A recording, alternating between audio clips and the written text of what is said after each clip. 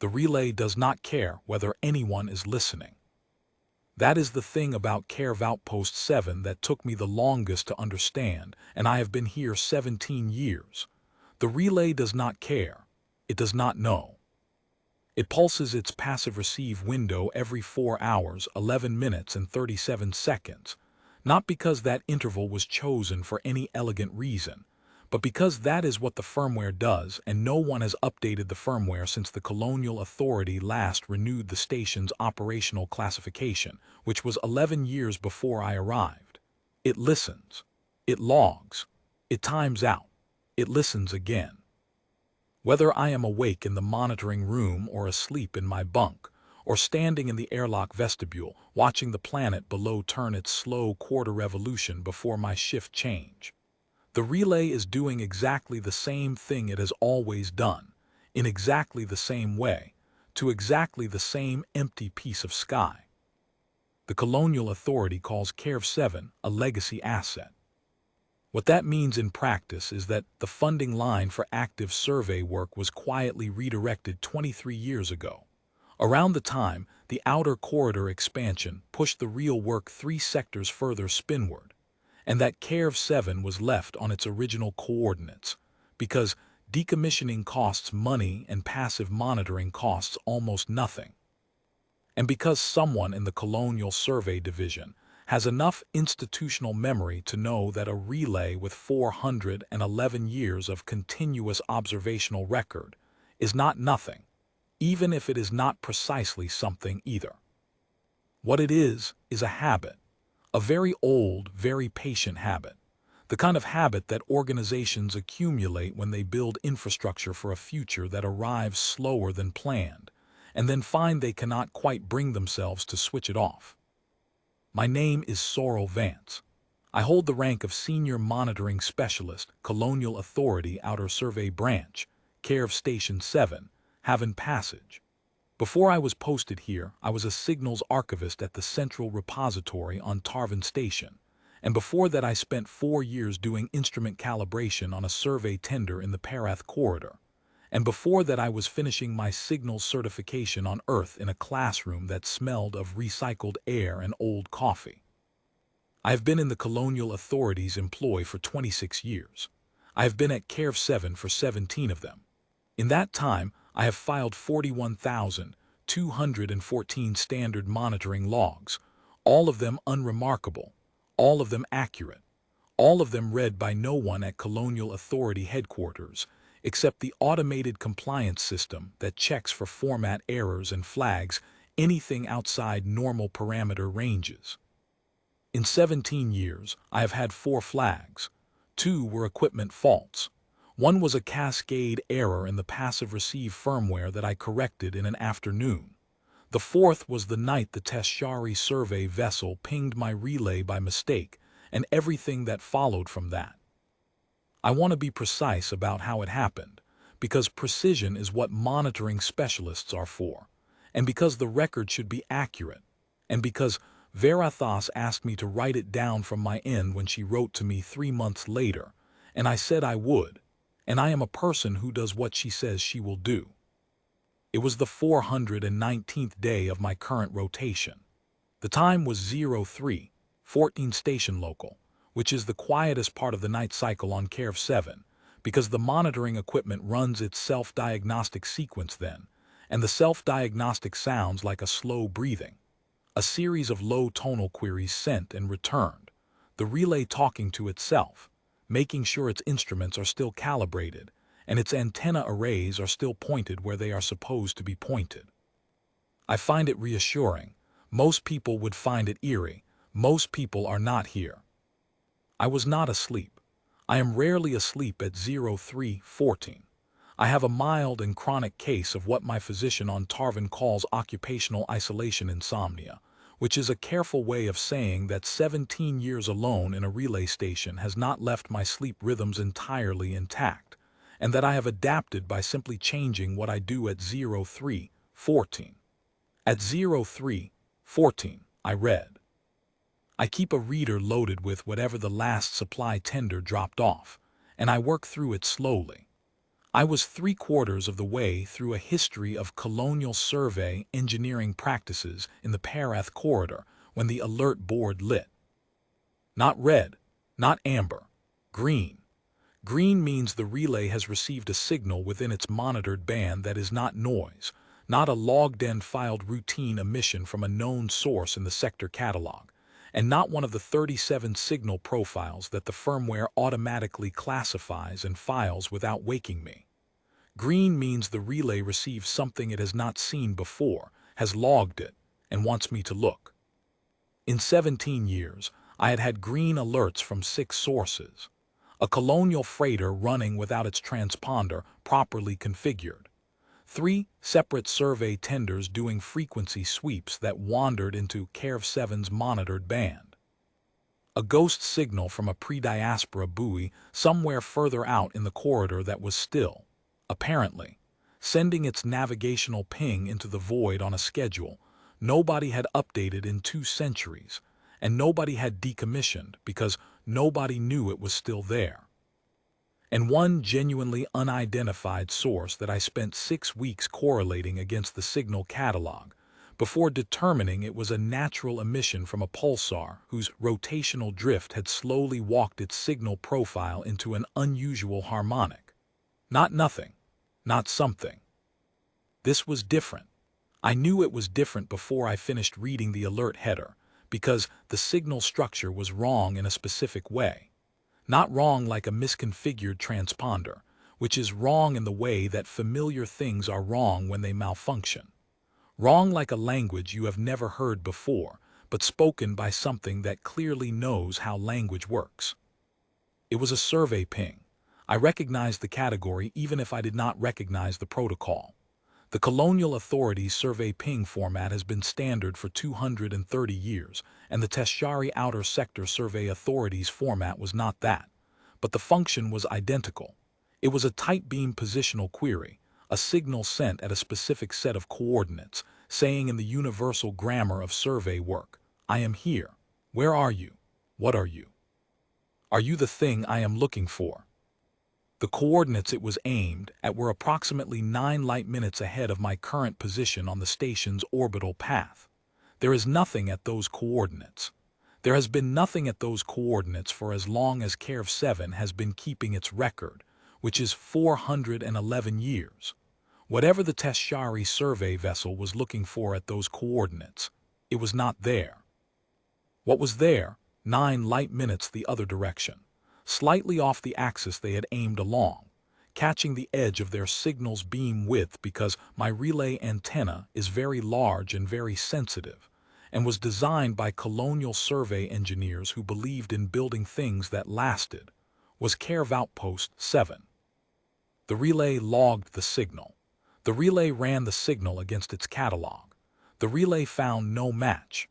The relay did what the relay does when it finds no match for an incoming signal of this format class, which is to say it did what relays built 200 years ago by engineers who assumed the galaxy would eventually become more populated were built to do.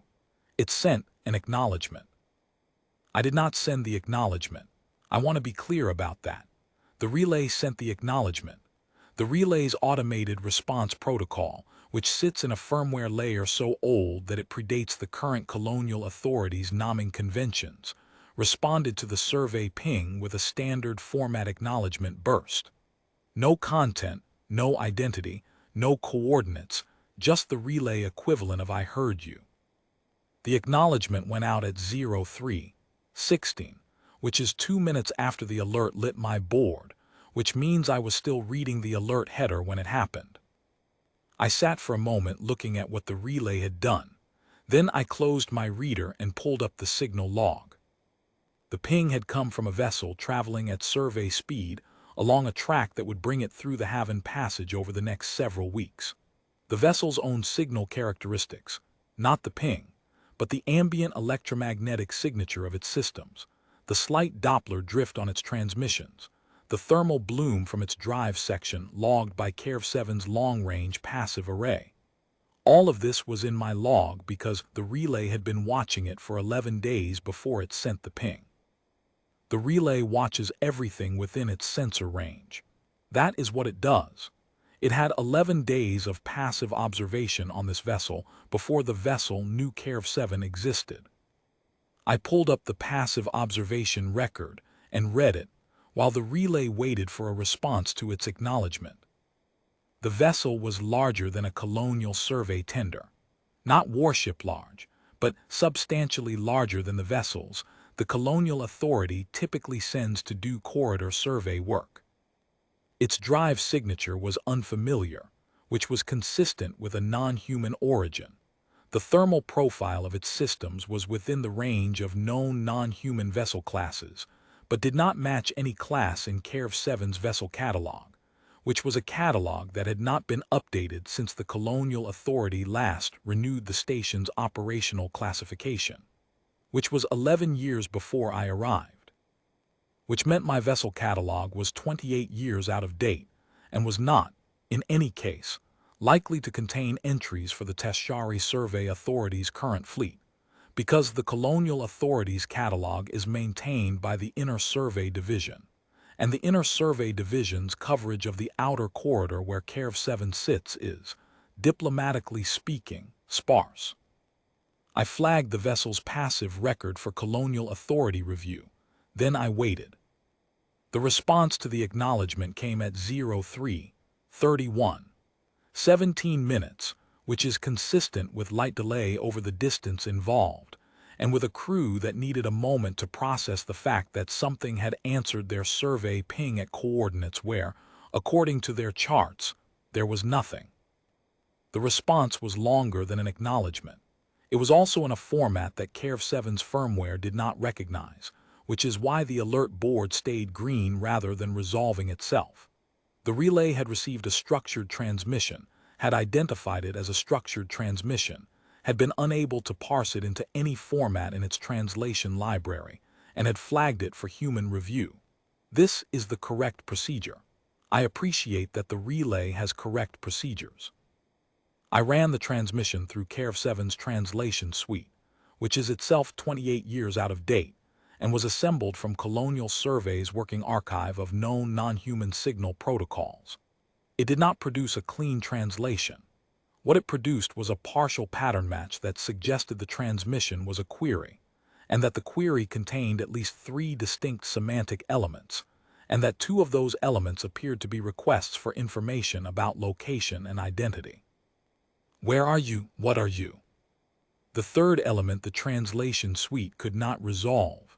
It flagged it as a possible conditional, possibly a request, possibly a formal protocol marker of a type not in the suite's database.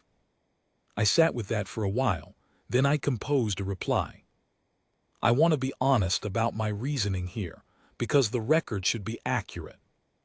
What I sent was a Colonial Authority standard format station identification burst, stripped of the Colonial Authority header codes, because I did not know whether those would translate or whether they would carry the wrong implications in a context I did not understand, and appended with Care-7's coordinates, Care-7's operational classification, and the date of Care-7's initial commissioning, which was 411 years ago.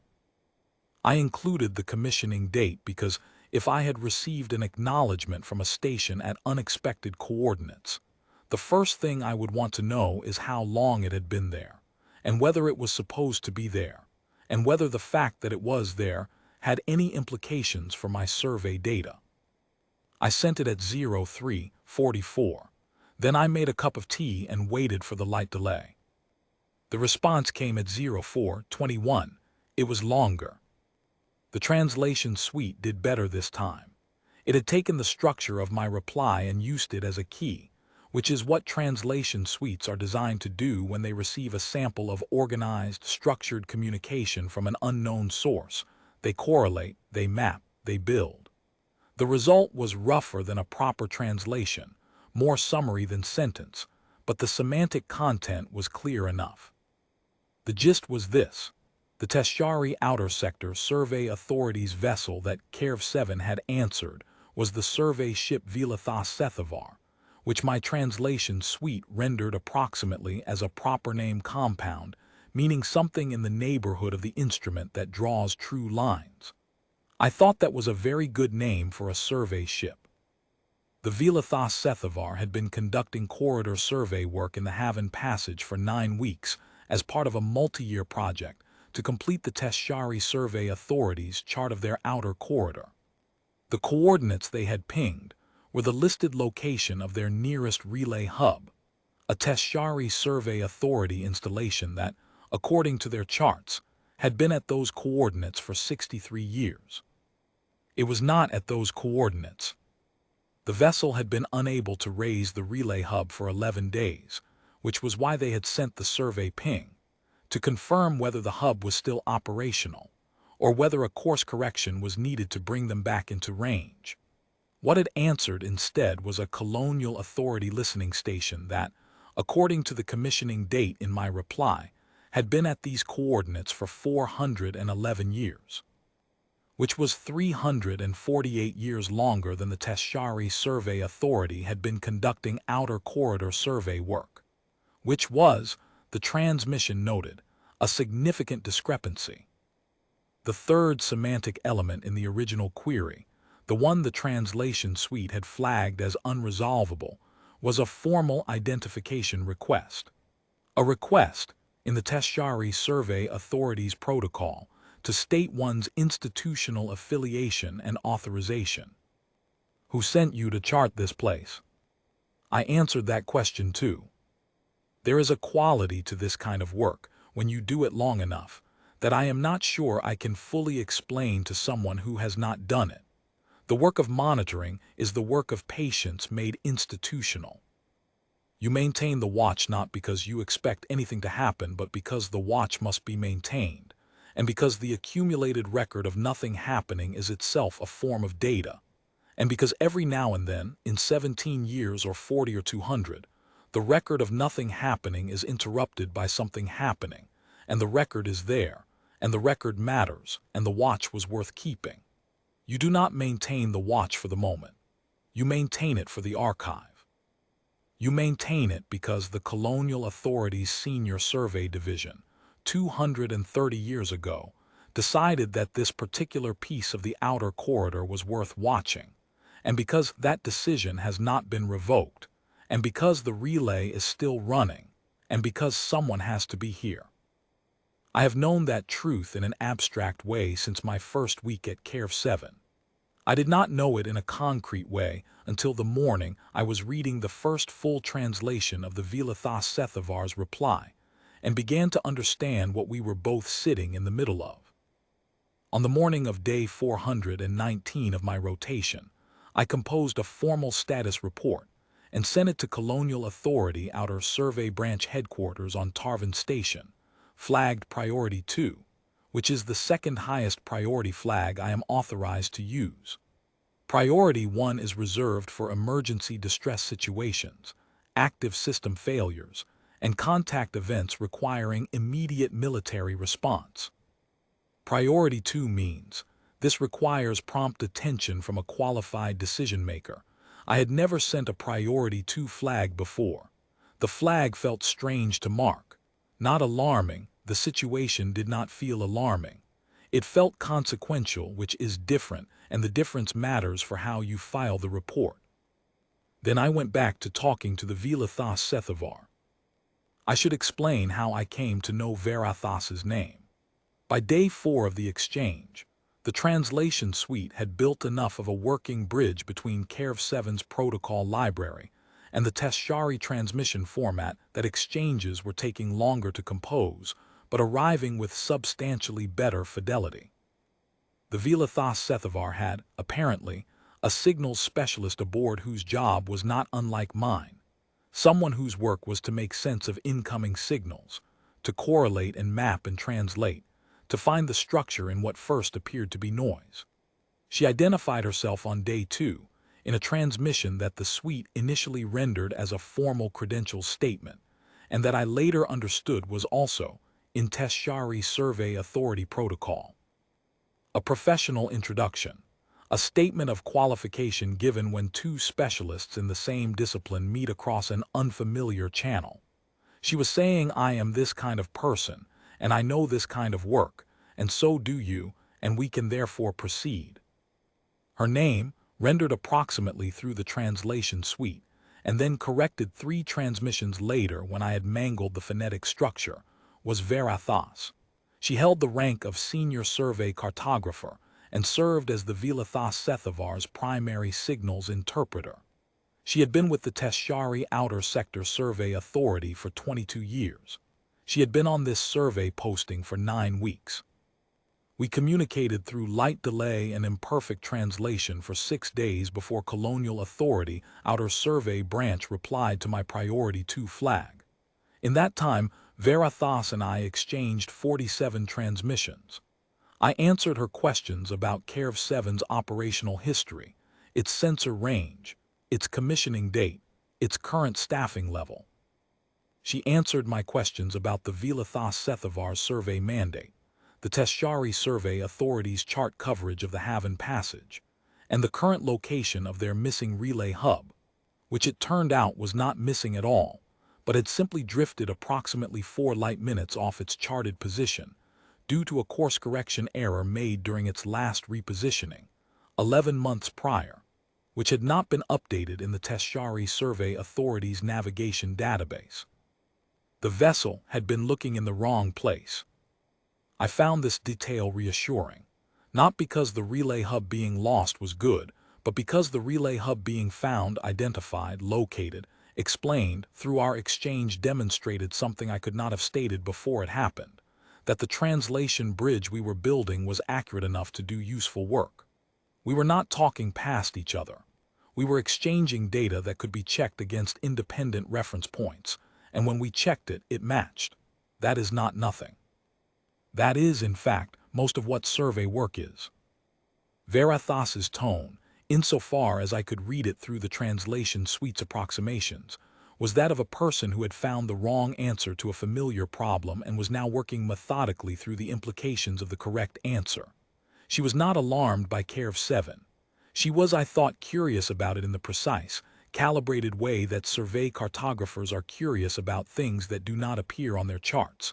Not alarmed, not delighted, curious, thorough.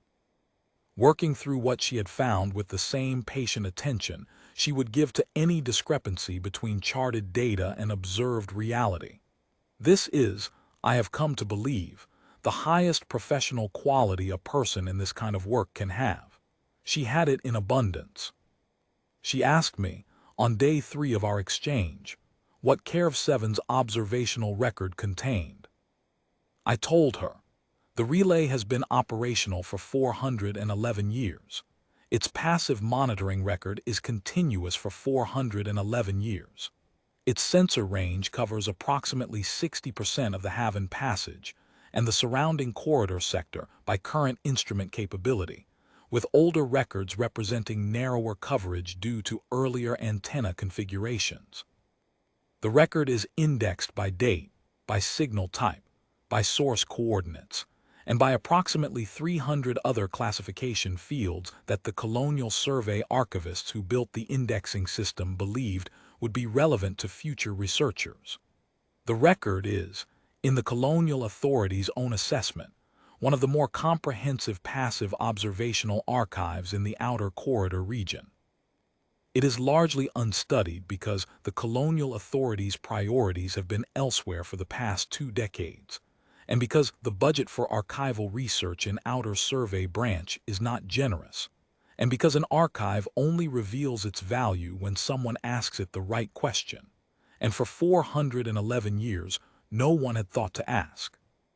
I should say more about what those 411 years look like as a physical object, because I have spent 17 years in the same room as this archive, and I understand it in a way that is difficult to communicate through the summary description I gave Verathas. The archive is not a monolith. It is not a single coherent thing.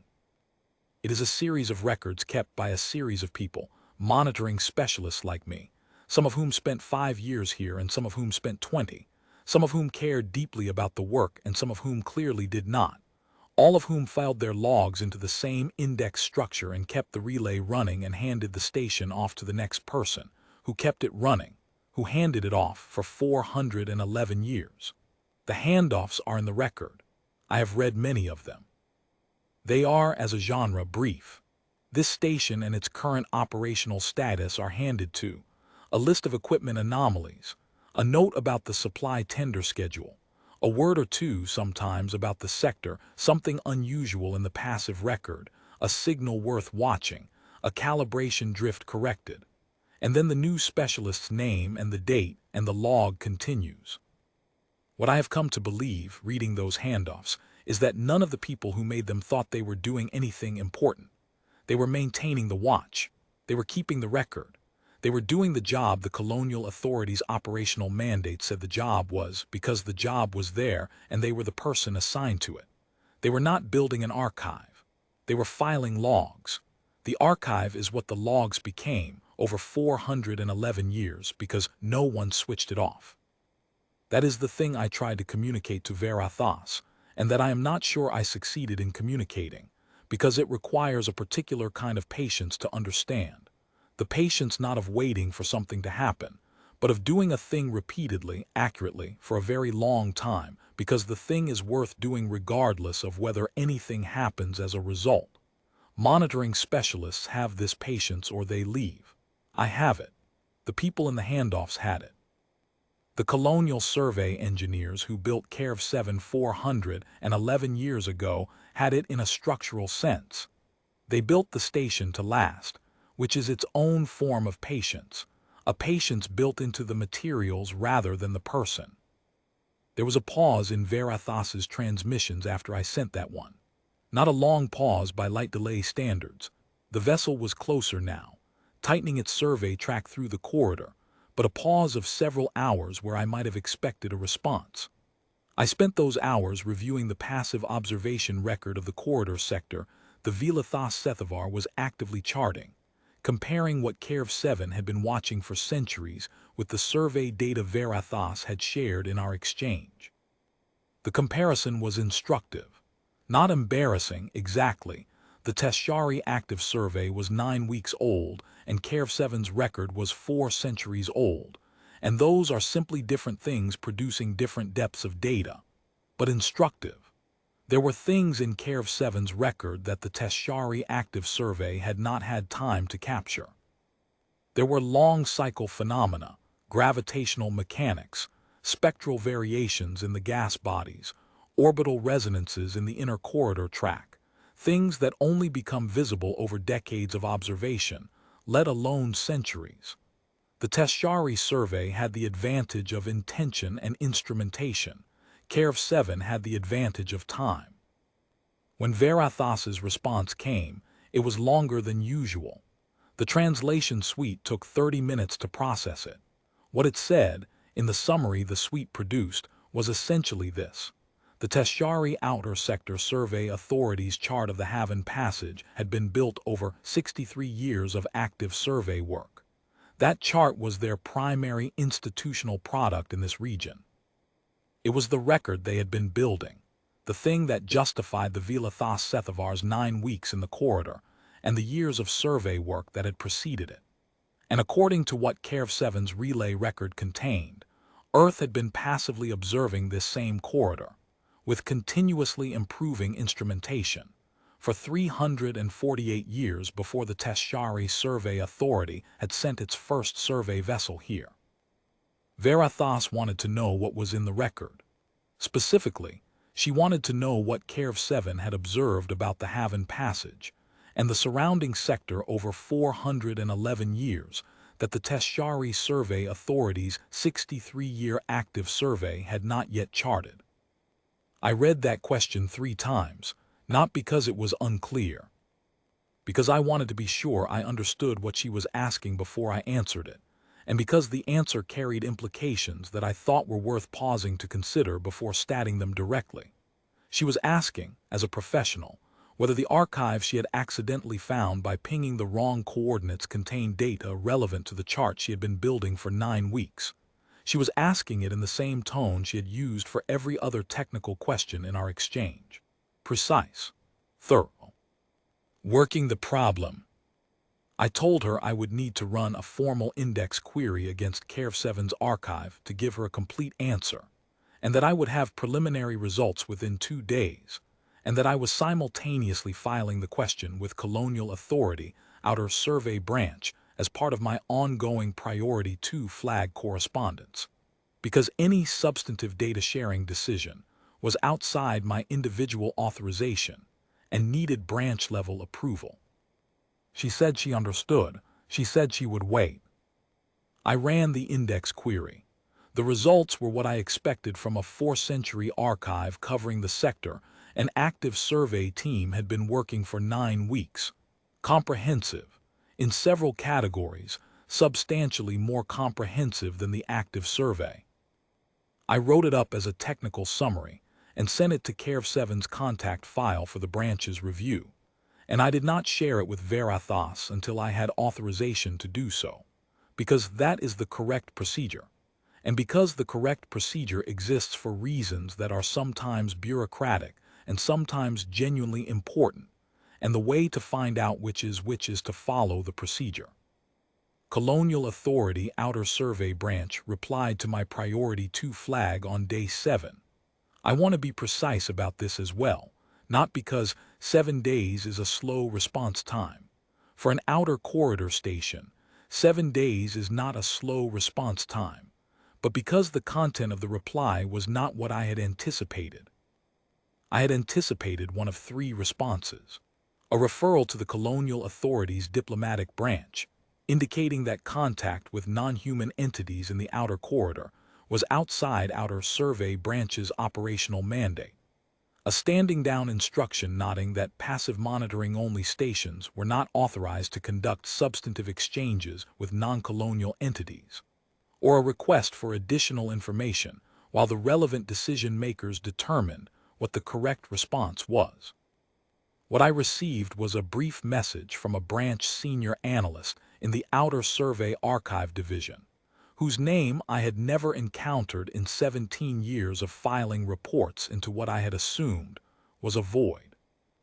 The message said that the Priority 2 flag had been reviewed, that the contact event had been assessed as falling within the category of incidental survey overlap, a category that exists in the Colonial Authority's operational manual, and that I had read once when I was learning the manual and had not thought about since, and that the appropriate Colonial Authority response to an incidental survey overlap event with a non-colonial survey entity was archival cooperation. The message said that an archival team at Colonial Survey Headquarters on Earth had been assigned to the CARE7 contact file. It said the team had been working for 5 days, which meant they had started within 48 hours of my Priority 2 flag arriving.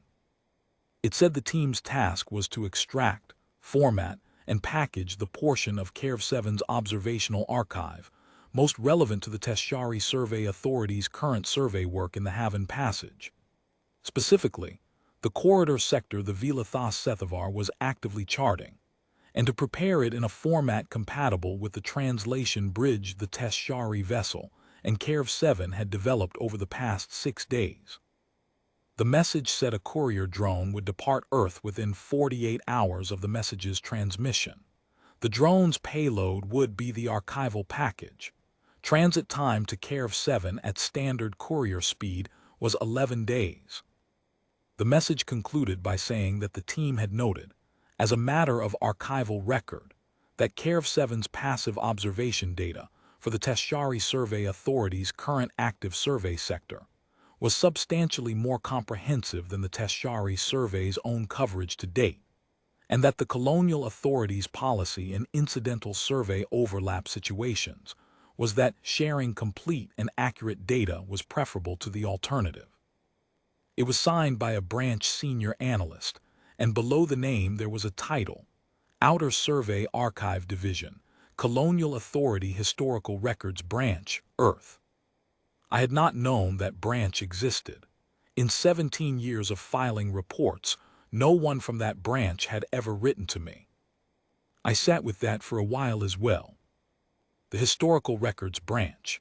I turned the name over in the way you turn over a name you have never heard before when you encounter it in a context that suggests it is very much not new, that it has been there all along, That your not knowing it was the gap rather than the name being the gap. Historical records.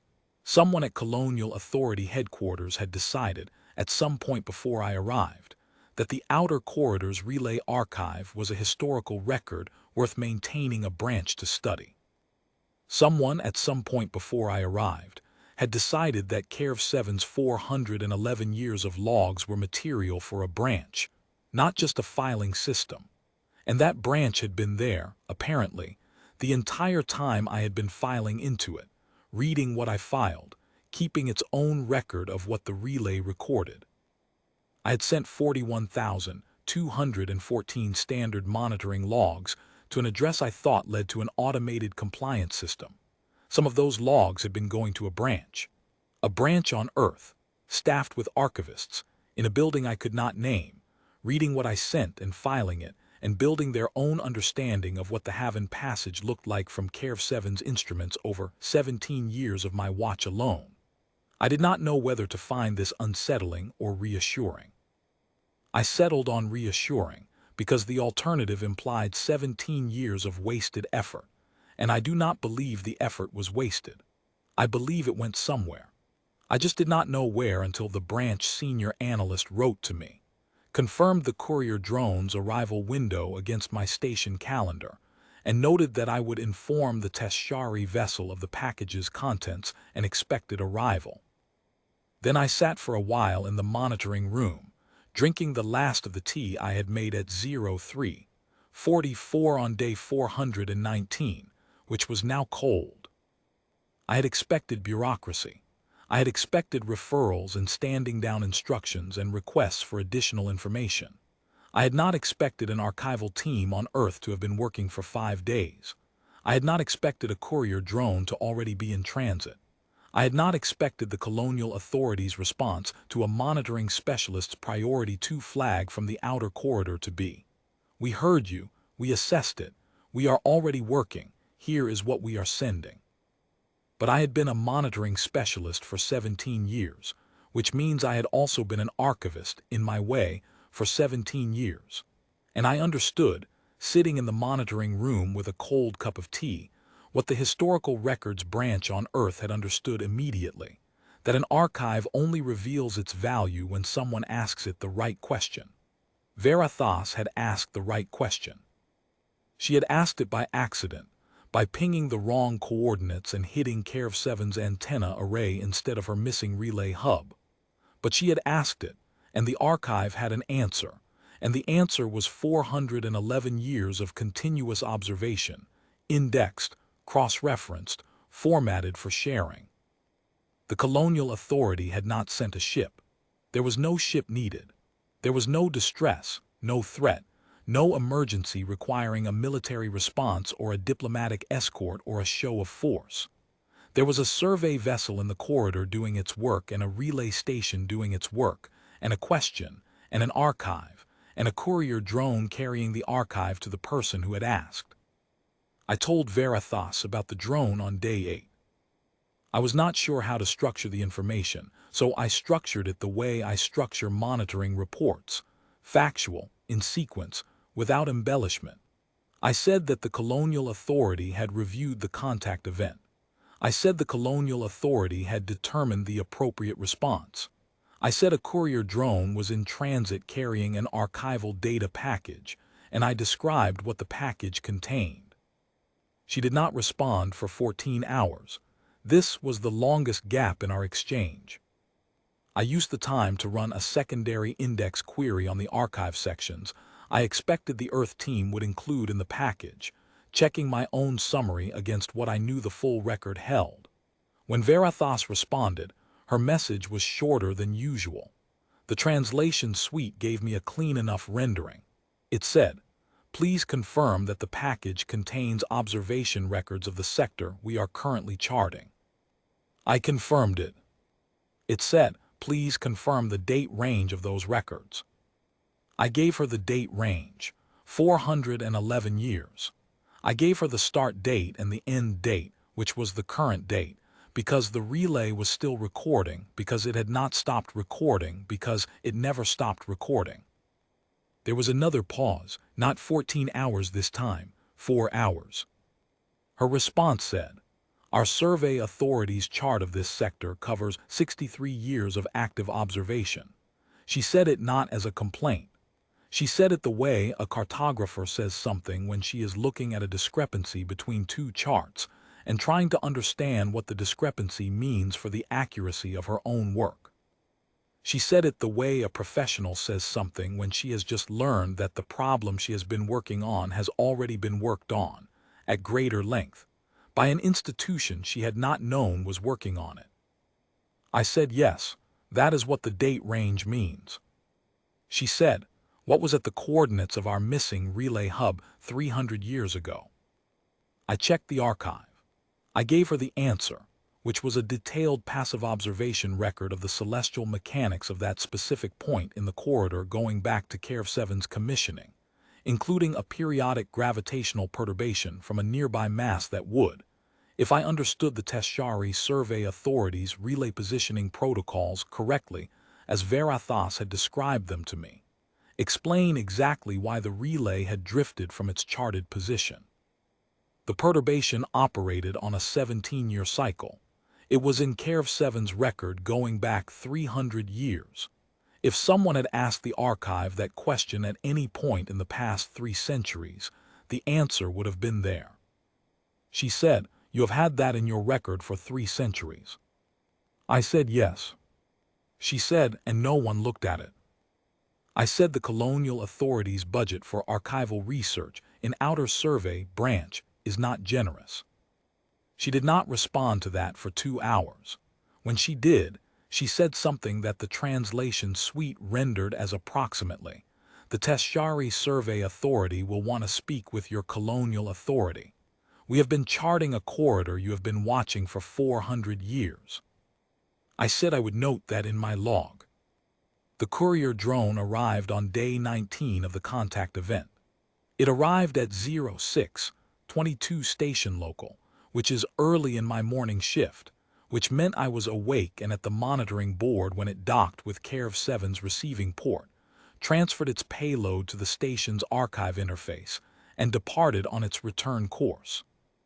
The payload was 87 compressed data volumes, formatted for translation suite compatibility, with a cover file prepared by the Earth archival team that Verathos and I had jointly developed the format bridge for, and an index that the archival team had built from KARV-7's own classification fields, cross-referenced against the Tesshari Survey Authority's survey nomenclature, as Verathos had described it to me over the preceding 10 days of our exchange.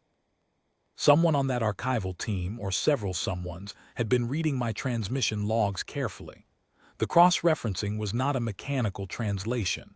It was an interpretation, matching KARV-7's Colonial Survey classification vocabulary to the Tesshari Survey Authority's equivalent vocabulary, finding the equivalences, building a concordance. That is archivist work. Slow, precise, consequential. They had done it in 11 days, working from my transmission logs and the translation suite's output, and whatever the historical records branch had in its own files about the Tesshari Survey Authority's survey methodology, which I was now aware was more than I had assumed any branch on Earth possessed about the outer corridor.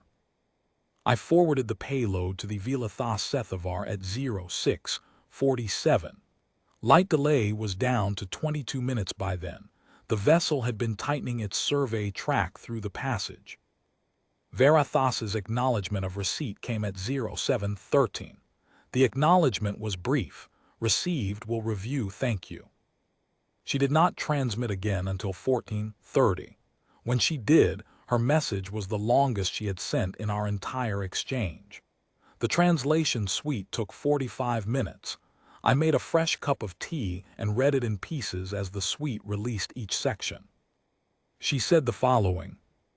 She said the archival package was organized in a manner consistent with active survey methodology, which she had not expected from a passive listening station. She said the coverage of the Tesshari Survey Authority's current active survey sector was more comprehensive in several respects than the Velathos Sethavar's own survey record, particularly for the gravitational mechanics of the inner corridor track and the spectral profiles of the passage's 3 gas bodies, which Kerv-7 had been observing at intervals for 4 centuries, and which the Tesshari active survey had only been measuring for 9 weeks. She said the cross-referencing against Tesshari Survey Authority nomenclature was accurate to the degree that their own nomenclature conventions were internally consistent, which she described as a standard she was not certain the Tesshari Survey Authority met at all points. She said this with what I read as dry precision, the sort of precision a professional uses when she is being honest about a limitation in her own institution's work. She said, "Your station has been watching this corridor since before our survey authority existed as an institution." I said yes, since before your relay hub was placed, since before your outer corridor program was funded. She said, "And you did not know we were here." I said, "We did not know anything specific was here. The relay watches everything in sensor range. When something warranted specific attention, it was logged. When nothing did, the general record continued. We knew the sector. We did not know you." She said, "Your Colonial Authority sent an archival package, not a ship." I said yes. She said, "Why not a ship?" I thought about how to answer that. I thought for longer than the light delay required. I thought about how to be accurate without being incomplete, and how to be honest without being either arrogant or falsely modest, which are 2 different failure modes that monitoring specialists are trained to avoid because a monitoring specialist's value is in the accuracy of the report, not in the interpretation the report implies. What I said was this: because no ship was needed. You are conducting a survey, so were we in our way. The appropriate response to one survey discovering another is to share the data. She said, "Your Colonial Authority decided that in 7 days." I said yes. She said, "They assembled 87 volumes of archival data in that time." I said yes, they had the archive, the assembly was the work. She said nothing for 3 hours. Then she said, "We will be in your sensor range for 41 more days on our current survey track. I would like to continue the exchange during that period if your protocols permit." I said they permitted it. I said I would continue to be here for the remainder of my current rotation, which was 7 months, and that my replacement would be briefed on the contact event. I said the Colonial Authority's Outer Survey Archive Division had opened a formal cooperation file, and that her survey authority would likely receive official communication through colonial diplomatic channels within a standard quarter, which was an estimate I was extrapolating from the branch senior analyst's message, and which I noted might be inaccurate. She said she appreciated the precision of the estimate and the honesty of the caveat. We talked for 41 more days. I want to note what we talked about, because the record should be complete. We talked about survey methodology. We talked about the gravitational mechanics of the passage's inner track and what Kerv-7's 4th century record said about the long cycle perturbations that the Tesshari active survey was too new to have captured. We talked about the spectral profiles of the 3 gas bodies, and whether the variation in Kerv-7's historical record suggested periodic cycles or secular drift, and Veritas's analysis, which she shared in pieces over 23 transmissions, was substantially better than anything the archive on Earth had produced from the same data. Because she was a cartographer of considerable skill, and because the data was, after all, data about her sector, the corridor her survey authority had been building its chart of for 63 years. She knew what questions to ask of the record. I knew where to look for the answers. We talked about what a passive relay record can and cannot tell you about a sector. We talked about the difference between observation and survey, which is a distinction the Colonial Authority's operational manual defines in one way, and the Tesshari Survey Authority's equivalent document apparently defines in a substantially different way, and where the difference lies is instructive about what each institution believed its work was for.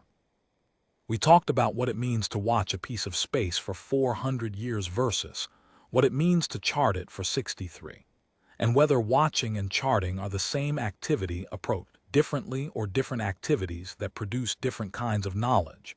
And we did not fully resolve that question in 41 days of exchange, which I think means it was a good question. I will say this, Verathos's understanding of the corridor was different from mine, and better in ways I had not expected. She had been here 9 weeks with active instruments and a survey methodology designed for extraction of specific data, and she knew things about the corridor that 400 years of passive monitoring had not captured, because passive monitoring does not ask questions. It records what it receives. Active survey asks questions. It goes looking.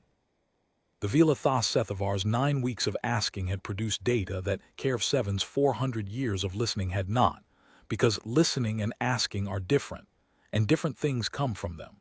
What KF7 had was depth of time. What the Velathos Sethavar had was specificity of intent.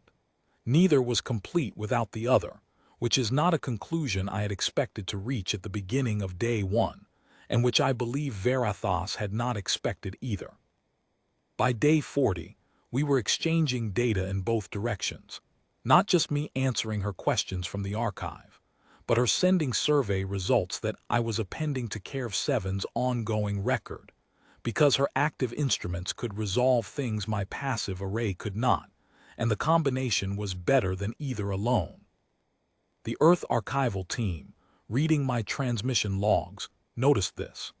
The branch senior analyst sent a second message on day 31, brief and precise, saying that the team was updating KF7's archive index to include the Tesshari Survey data Verathos had shared, and asking whether I had a format preference for the integration. I said I deferred to the team's judgment on format, which was the correct answer, and the team did not write back about it again, which means the format they chose was fine. On the 37th day of the 41, she told me about the Tesshari Survey Authority's founding.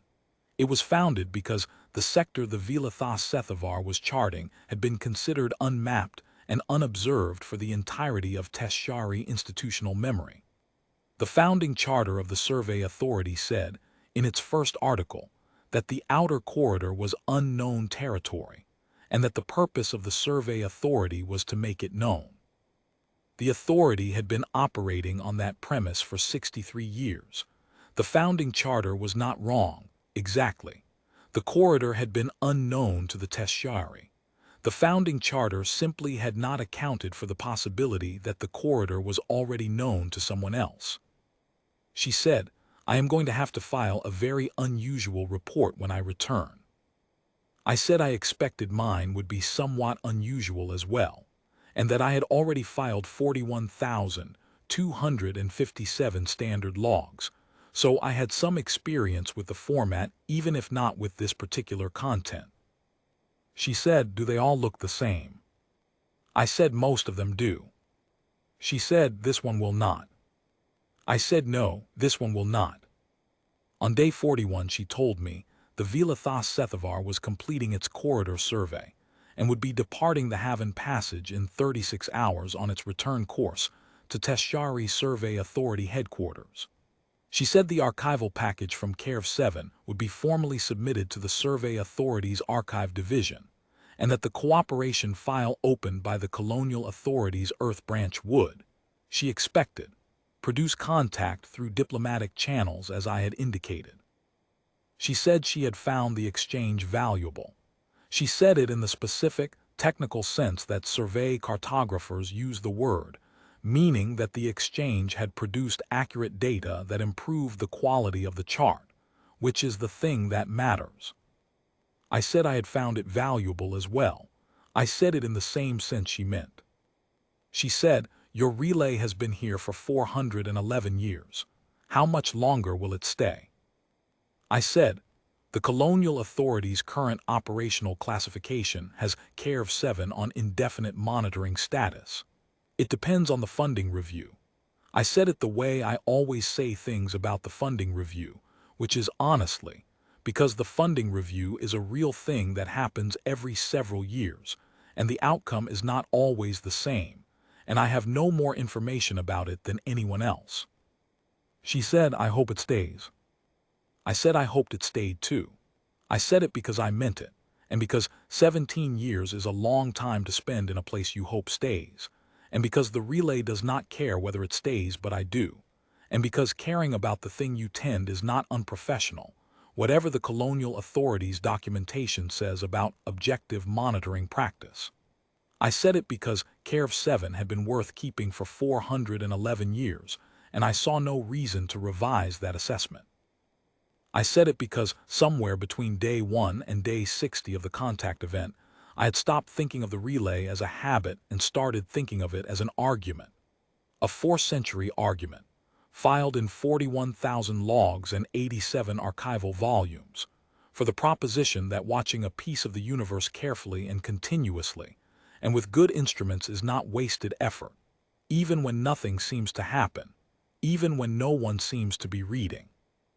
Even when the funding review is uncertain, and the vessel catalog is out of date, and the firmware has not been updated since before you arrived. She sent a final transmission on the morning of her departure. The translation suite rendered it cleanly by then.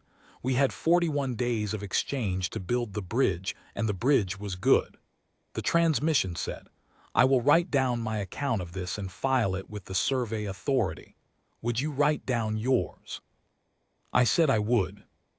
The Vilathas Sethavar departed the Halven Passage on day 60 of the contact event. The relay logged its departure. The relay logged the diminishing thermal signature of its drive as the vessel accelerated to transit speed. The relay logged the precise moment when the vessel's signal profile dropped below passive receive threshold, which was the moment the contact event, from Care 7's instrument perspective, ended.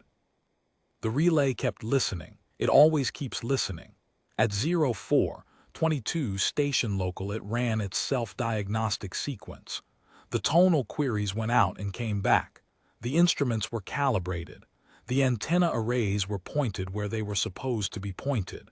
The passive receive window opened. I wrote my account. I filed it in Care 7's log under the contact event index number that Colonial Authority Outer Survey Branch had assigned, which was a long string of numbers that looked like every other index number in 41,257 logs, except that this one was different. I sent a copy to the branch senior analyst at the Outer Survey Archive Division on Earth, whose message I had kept in my active correspondence file, because it was the first message I had received from that office in 17 years, and because the record should be complete. I sent a copy to Veritas through the diplomatic channel that Colonial Authority had opened by then, which was new and imperfect and slower than our direct exchange had been, but which existed now because the contact file had been escalated in the weeks following the drone's delivery. Which was not something I had anticipated, but which is what happens when an archival package of 87 volumes lands on a Survey Authority's desk, and the Survey Authority goes looking for the institution that sent it, and finds out the institution has been watching their sector since before their institution existed. I did not know what Veritas filed in her report. I knew what I filed in mine. I filed exactly what happened in the order it happened, with the instrument readings to support each entry. I noted the survey ping aimed at the wrong coordinates. I noted the relay's automated acknowledgement. I noted the 47 transmissions over 6 days. I noted the Priority 2 flag and the Colonial Authority's 7-day response time. I noted the courier drone's payload. I noted 41 days of archival exchange. I noted that the Tesshari Outer Sector Survey Authority had been building a chart of the Halven Passage for 63 years, and that Care Outpost 7 had been building its own record of the same territory for 411 years, and that neither had known about the other until a survey ping aimed at the wrong set of coordinates hit the relay's antenna array at 03:14 on the 419th day of my current rotation. I noted that the relay's automated acknowledgement protocol had responded to the ping before I was awake enough to make a conscious decision about it. I noted this not to assign credit or blame, but because it was accurate, and because the record should be accurate, and because the thing that started all of this was a relay doing what relays do, which is to listen to everything and answer what it can in the dark for 411 years, regardless of whether anyone is watching. There is a version of this story in which the relay staying on, the funding never cut, the operational classification never lapsing, the firmware never updated because no one allocated the budget, is a story about institutional inertia and neglect. There is a version in which CARV 7 being a legacy asset is a failure of planning, a station kept alive through bureaucratic oversight rather than deliberate choice, an archive that persisted because switching it off cost money rather than because anyone decided it was worth keeping. I am not going to argue against that version. It is accurate in its way. But I have been here for 17 years. I have filed 41,000 logs into an address I thought was a void, and that turned out to be a branch.